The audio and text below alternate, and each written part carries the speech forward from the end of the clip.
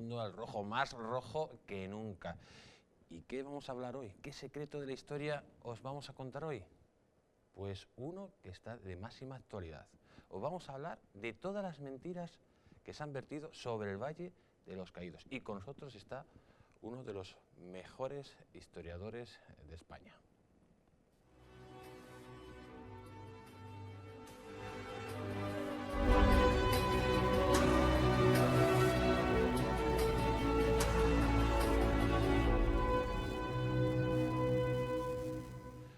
Bueno, os hemos dicho que teníamos con nosotros a uno de los mejores historiadores de España, además también de doctor en Historia Contemporánea, licenciado en Derecho. Estamos hablando de Alberto Bárcena. Bárcena. Con A, terminado en A, no con S, ¿no? Exactamente. Bienvenido al Mundo al Rojo. Bien hallado.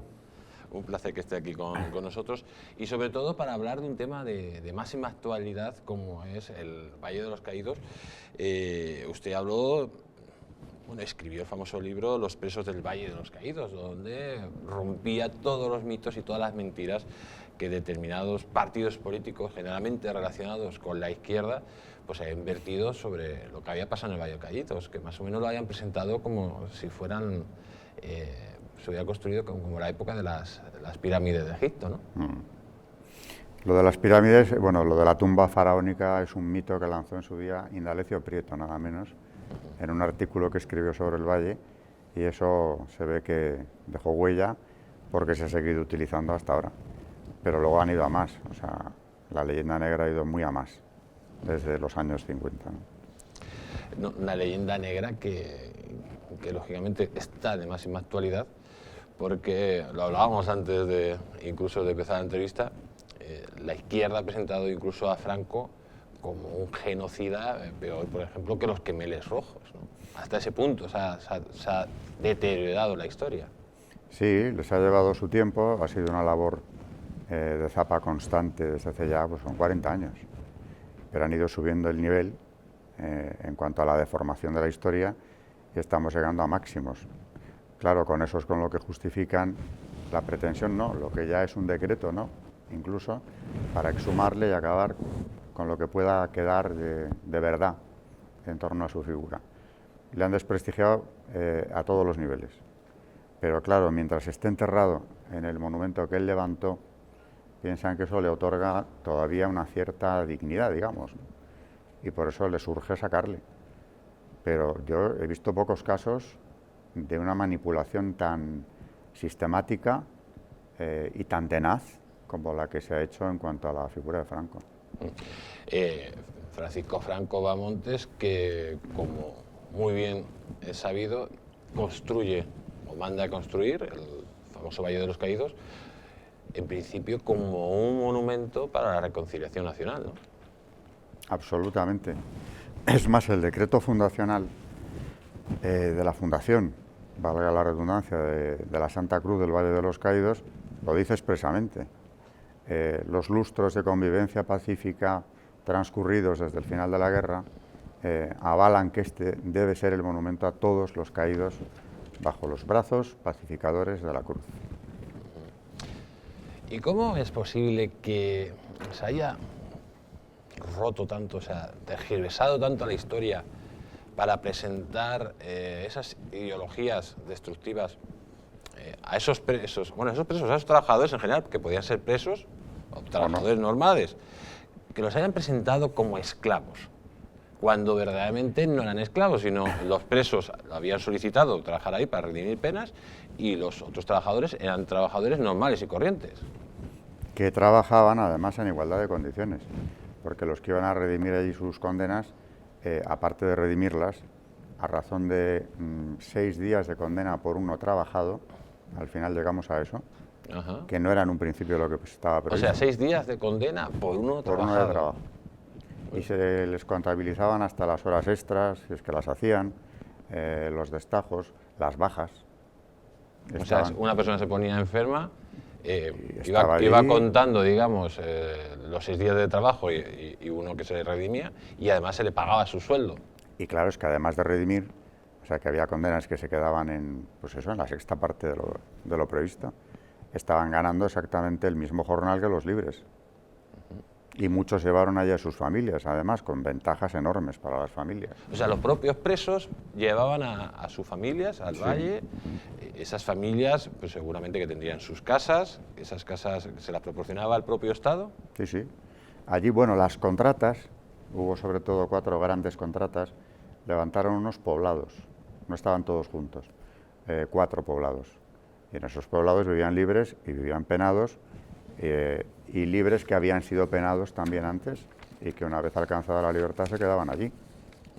Y no había ninguna distinción, ni en la alimentación, ni en el jornal, ni en los horarios de trabajo, ni en sus condiciones de trabajo, ni en las cargas sociales. Lo que te encuentras al investigar aquello todo es una sorpresa detrás de otra, si la única información que has tenido es la que has podido obtener a través de los medios en los últimos años, porque es justamente no algo distinto, sino contrario al bombardeo que estamos oyendo a diario. No, por supuesto, es que lo que está contando usted aquí es evidentemente casi como una historia totalmente diferente a la historia oficial que se está contando actualmente.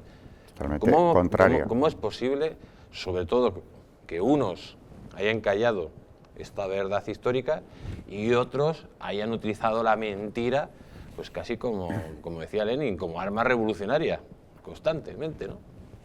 Claro que sí, así se ha hecho. Como arma revolucionaria, nadie ha salido al paso, y esto no se ha hecho en 2 días, son ya muchos años de hacer esta labor, ¿no?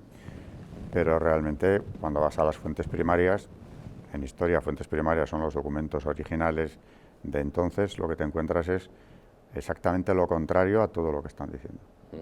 Su libro está basado en su tesis doctoral. ¿Cuántos años usted estuvo haciendo esa tesis doctoral para llegar a estas conclusiones?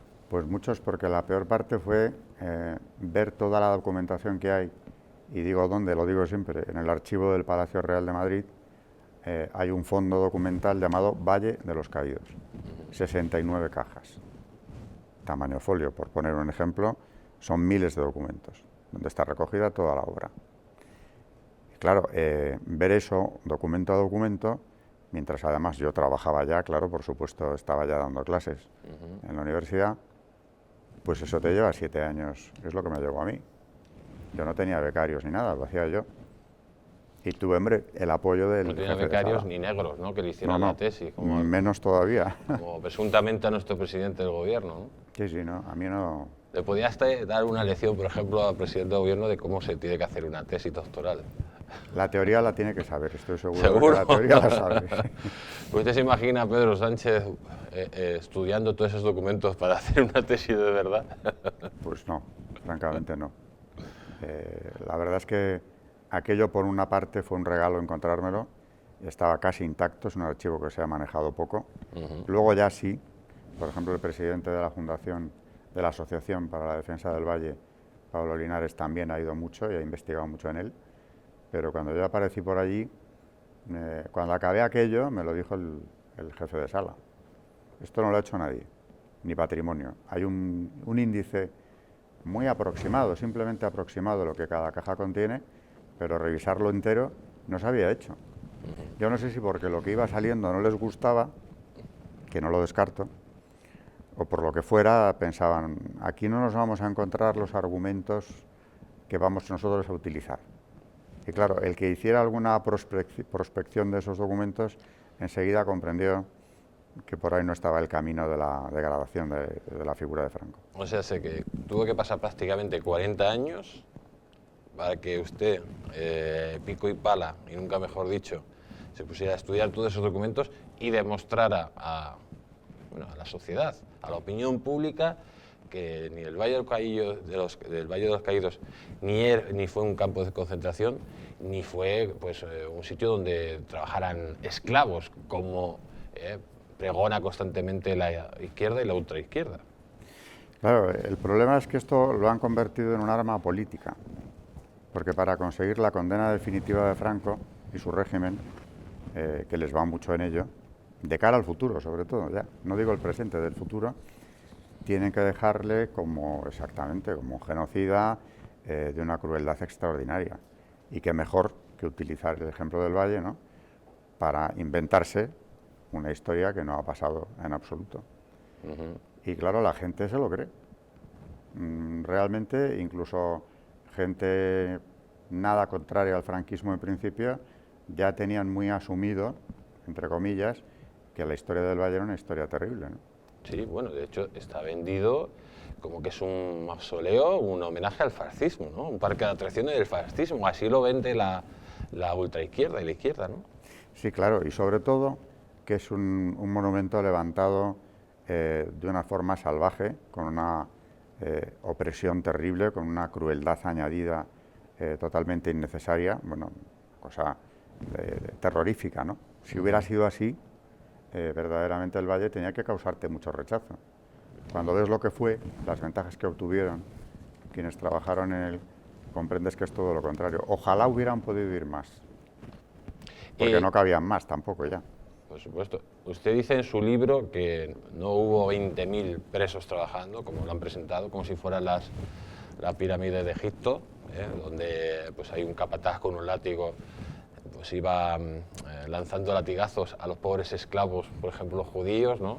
No tiene nada que ver con esos. Hubo 3.000, máximo 3.000 trabajadores, de los que aproximadamente 50-50, la mitad y mitad, unos eran trabajadores libres y otros eran presos, que, como ya he dicho antes, pues lo solicitaban porque tenían redención de penas.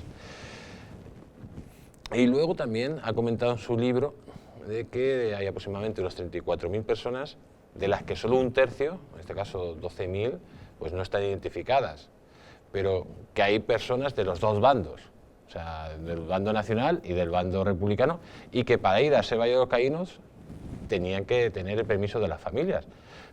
Si las familias vieron el visto bueno, ¿por qué viene ahora toda esta gente, los amigos de ese Frente Popular, y quieren montar este lío constantemente?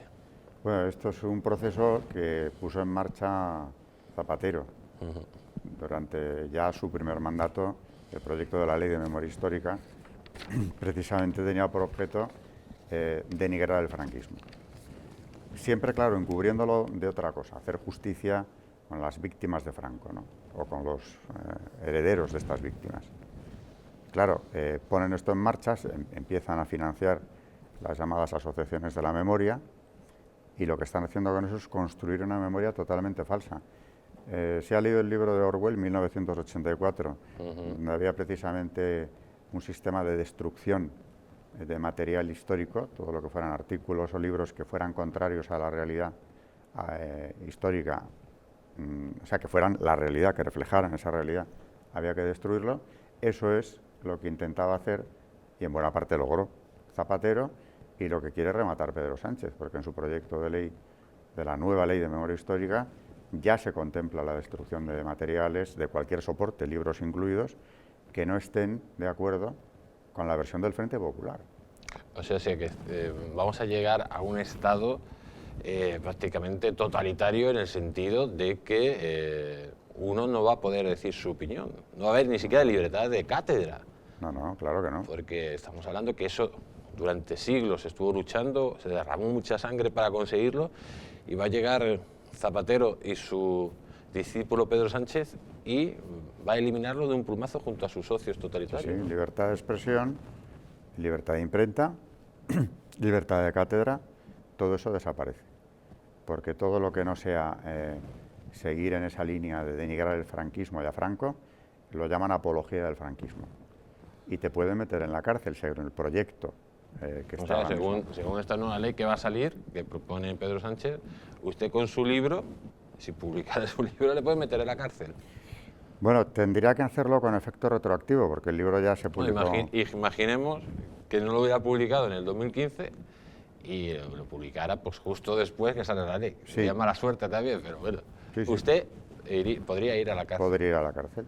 Aparte de que como profesor tendría una suspensión de docencia, una inhabilitación que puede ser de hasta 10 años. O sea, tu carrera docente se ha terminado. O sea, no solo podría ir a la cárcel, sino que le harían un desgraciado, en una palabra. Sí, ya me podría dedicar a cualquier otra cosa. Y no solamente por haber escrito el libro, aunque no le dieran efecto retroactivo a la ley, ¿no? Sino por venderlo ahora mismo. O sea, si se sigue vendiendo, y yo tuviera algo que ver, ¿no? en esa venta, no digo ya un mercado negro supuesto que pudiera existir, también por eso se me puede procesar. Se me podría procesar, ¿no? ¿Y en alguna sociedad avanzada occidental existe algún proyecto de ley como el que pretenden hacer estos señores? Yo no conozco nada, porque incluso lo que llaman ahora en Europa en general el negacionismo de esos hechos, donde sí que ya hay algo en esa dirección, ¿no? Lo que todavía no ha llegado es a los extremos de la ley de Pedro Sánchez. Porque, vamos a ver, esta ley afecta a lo que es la figura del franquismo, y Franco, claro, pero todo lo demás se puede seguir enalteciendo. O sea, tú puedes enaltecer a cualquier genocida que te parezca que tiene puntos positivos. O sea, podemos enaltecer a Santiago Carrillo, por ejemplo. Bueno, más enaltecido que está, difícilmente ya, ¿no?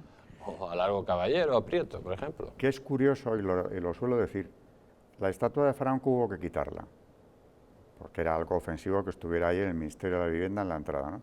Pero es que en la esquina siguen estando los monumentos a Largo Caballero y a Indalecio Prieto, que son los que organizaron la revolución de octubre del 34.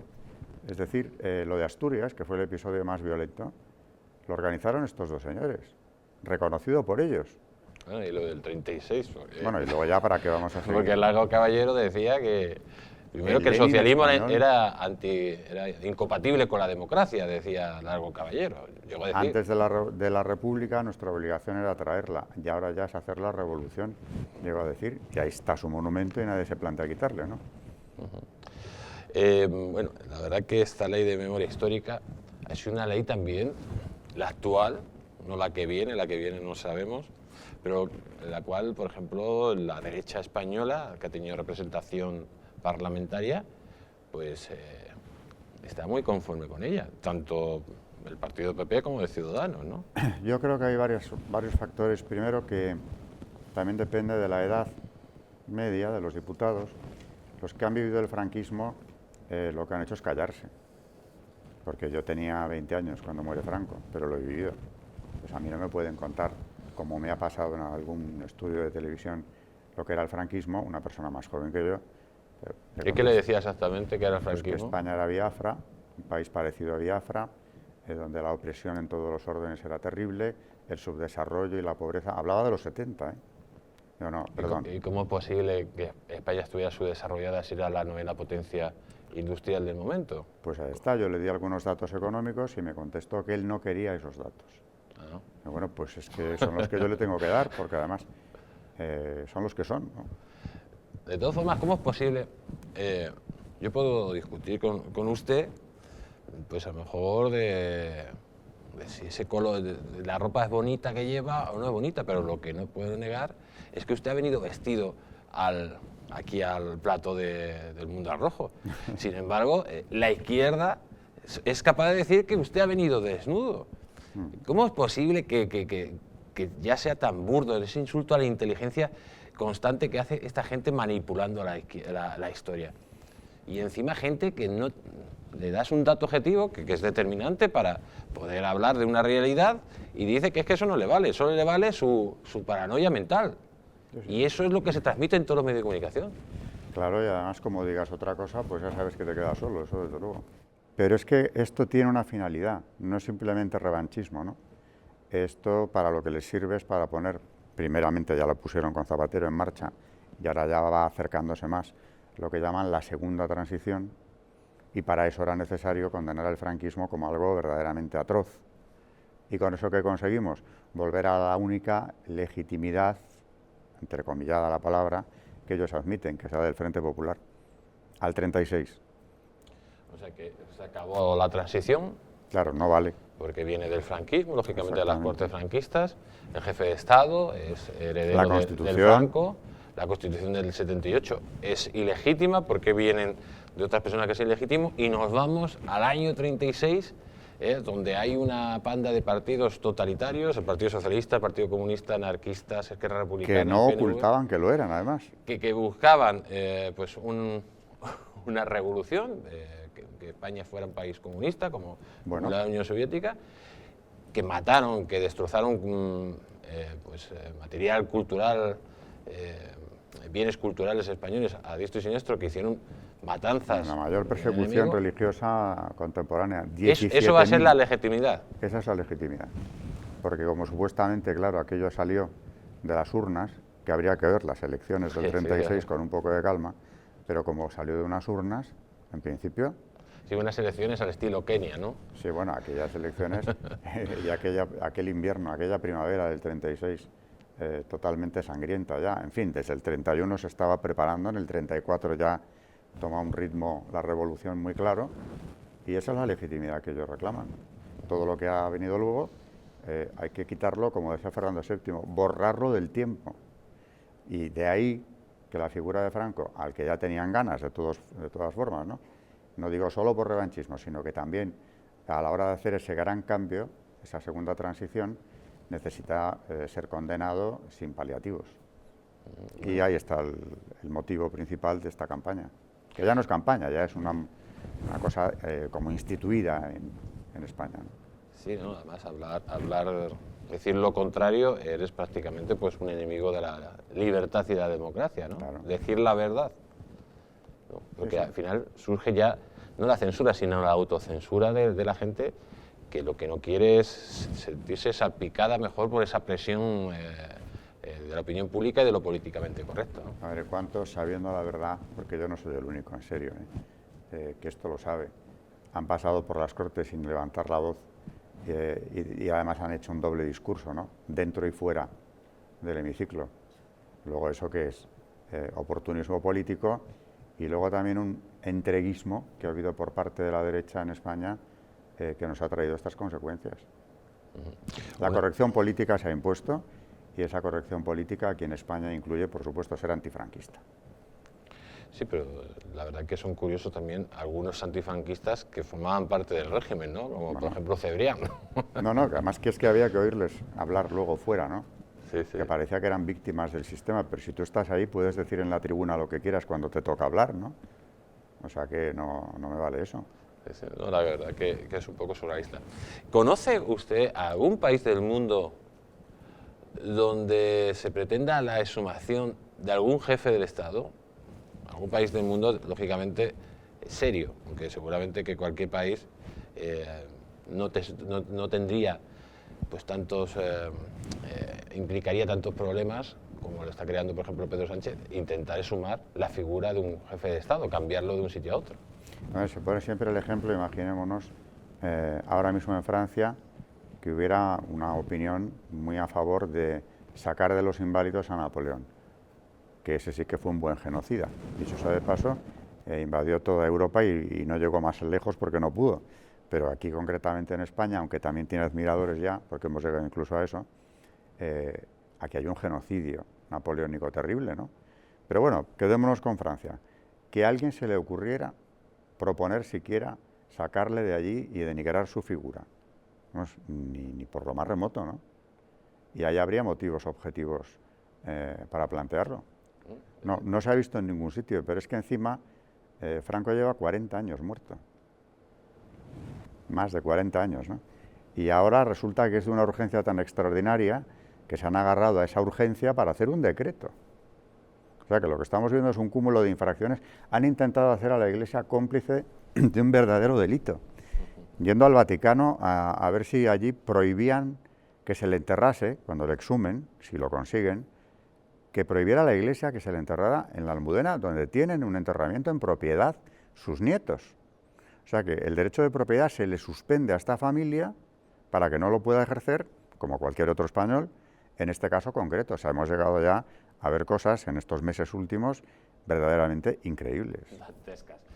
¿Qué opina usted de la Iglesia Católica, que fue la gran beneficiada del régimen franquista? Primero de todos, porque si Franco no hubiera ganado la guerra, el Frente Popular hubiera liquidado directamente a todos los católicos y a la Iglesia Católica de España, y luego también porque era una parte importante de donde se sustentaba el régimen, que fue la Iglesia Católica, y que tenga ahora esa actitud un poco ambigua a la hora de no ser contundente, decir, esto es un sitio santo, el Valle de los Caídos, hay unos concordatos y ustedes aquí no van a retirar, quieran o que no quieran, al general Franco le van a sumar su cuerpo, porque va en contra de la ley y nosotros vamos a defender esto a vida o muerte, porque este señor pues nos salvó del exterminio.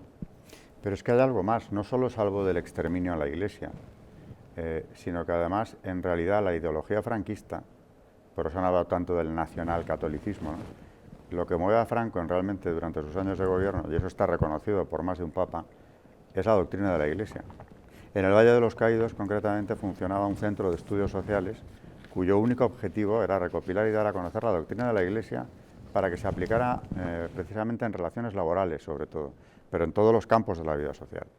O sea, que no era un régimen que solamente vino a salvar a la Iglesia in extremis después de 16.000 ejecutados, asesinados de forma atroz, muchas veces, sino que además, una vez en el poder, lo que hizo este régimen fue aplicar la doctrina de la Iglesia.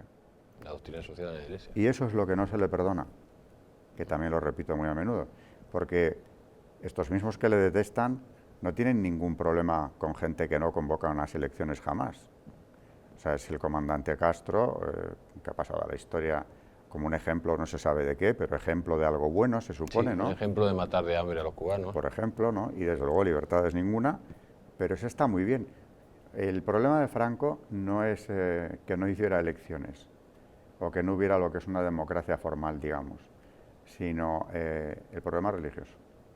O sea, le asocian tanto con eso, con la Iglesia y con la doctrina de la Iglesia, que precisamente ese es el principal problema que yo veo en la cuestión. Nos quedan 30 segundos y simplemente le voy a hacer una pregunta. ¿Quién es Darío Rubio? Pues es un señor que han tomado como estandarte precisamente en época de Zapatero estas asociaciones de la memoria histórica para que contara todas las atrocidades que él vio o creyó ver o intuyó en el Valle de los Caídos. Cuando allí pasó como una exhalación, nunca estuvo acogido a la redención de penas, por cierto, y claro, les ha venido muy bien. Escribe un libro y él hace una parte, y el resto del libro, la mayor parte, la escriben otros, porque él tiene 4 cosas que decir y naturalmente lo han utilizado contundentemente. O sea que él se pone como ejemplo de un trabajador en el Valle de los Una Caídos víctima, cuando nunca fue trabajador del Valle de los Caídos, ¿no? Vamos, el tiempo que pasó por allí, desde luego no fue acogido a la redención de penas, como la inmensa mayoría de los presos que estuvieron. Es más, tenían que presentar una instancia en el patronato de la redención de penas en el Ministerio de Justicia. Él no hizo tal cosa. Vio bien poco del Valle, por cierto, y luego ha contado como si se hubiera pasado allí 20 años. En cambio, cuando muere Franco ya en el 76, Daniel Sueiro, un escritor antifranquista, desde luego, logró entrevistar a muchos supervivientes del Valle de los Caídos, presos, y ninguno, aunque el sesgo del libro, por supuesto, es antifranquista, ninguno deja de reconocer que lo había solicitado por las ventajas que aquello tenía. Y por cierto, ya que nos queda tan poco, hablando de genocidios, al acabar la guerra, Franco establece unas comisiones de revisión de sentencia para revisar las de los consejos de guerra, es decir, enmendar la plana a los tribunales militares que habían juzgado aquellos delitos gravísimos. Fueron conmutadas 16.300 condenas capitales. Es decir, 16.300 condenados a muerte vieron convertirse su condena en la inferior en grado, 30 años. Y de esos, muchos acaban en el Valle. Y los 30 años con los que tenían que haber cumplido, se supone, ¿no?, venían de penas de muerte, alguno tenía hasta 2 y más. Bueno, pues eso se ve reducido con la redención de penas, más los indultos, que hubo uno en el 45 prácticamente ya general, a 6-7 años de... Bueno... O sea, de pena de muerte a que al final cumpliera 6 o 7 años trabajando en el Valle Trabajando, de los Caídos. Y algunos de ellos, pues eso, con la libertad de movimientos que allí tuvieron y sus familias instaladas allí con ellos, y cobrando. Y cobrando. Y para esto, para determinadas personas, historiadores, pues fueron esclavos que crearon el gran mausoleo del fascismo aquí en España. Exactamente. Así tenemos las cosas.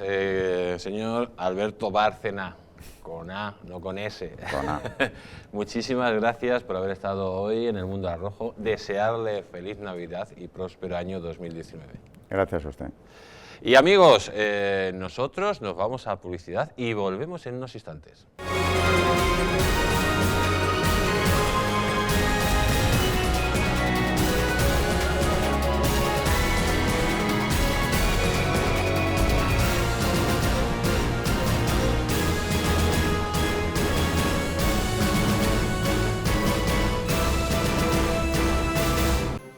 Volvemos en 4 minutos.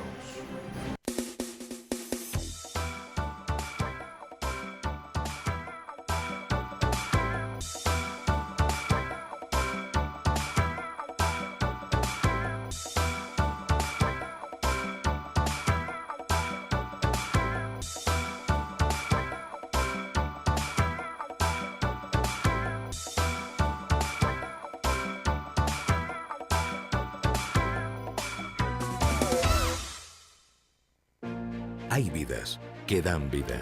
Vidas de grandes mujeres y hombres, científicas, inventores, médicos o humanistas que han dejado de herencia un mundo mejor. Legados tan importantes como la imprenta, la penicilina o los derechos humanos. ¿Pero qué hay de María? Probablemente no habrá una calle con su nombre, pero gracias a su testamento solidario se construirá una escuela en Sudán para que cientos de niños puedan decidir su vida. ¿Y de Rubén? No aparecerá en ninguna revista científica, pero con su testamento solidario se van a poder comprar vacunas para que miles de niños puedan seguir viviendo. ¿Y Carmen? Seguramente no aparezca en los libros de historia, pero con su legado se podrá liberar a muchos niños reclutados por grupos armados. Al igual que Carmen, Rubén y otras grandes personalidades, tu vida también puede dar más vida dejando un legado que proteja la infancia de miles de niños. Súmate a Vidas que dan vida incluyendo a UNICEF en tu testamento. Pide tu guía informativa en el 900-907-500 o en testamentounicef.es y convierte tu testamento en un testamento solidario UNICEF. Ahora que lo compartimos todo, podemos compartir mucho más. Podemos acabar con el hambre en el mundo. En Manos Unidas desarrollamos proyectos en 60 países para conseguirlo. Plántale cara al hambre. Comparte lo que importa. Desde el 25 de mayo tienes nuevos derechos para proteger tus datos personales.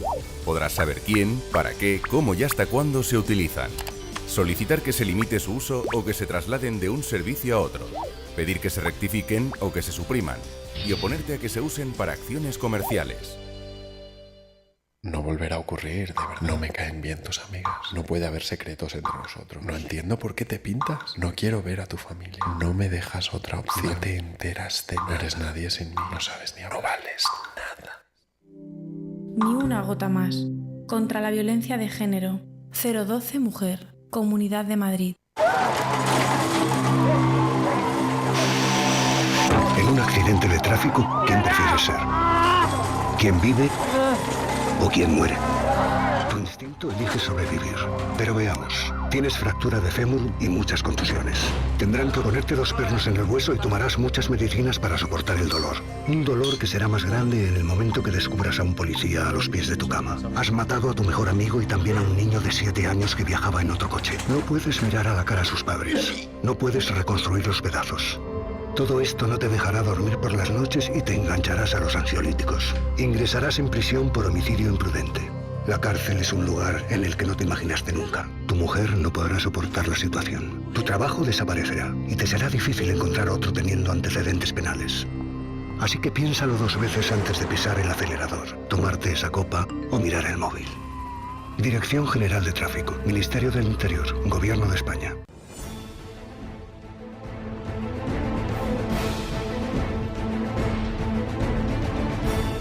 La España nación de naciones va a llegar. Visca Catalunya, lliure y soberana. Diré que yo soy el lehendakari más peligroso para sus intereses. Independent en forma de república. Todos estos que acaban de ver hablan mucho, muchísimo, posiblemente hasta demasiado en el resto de canales.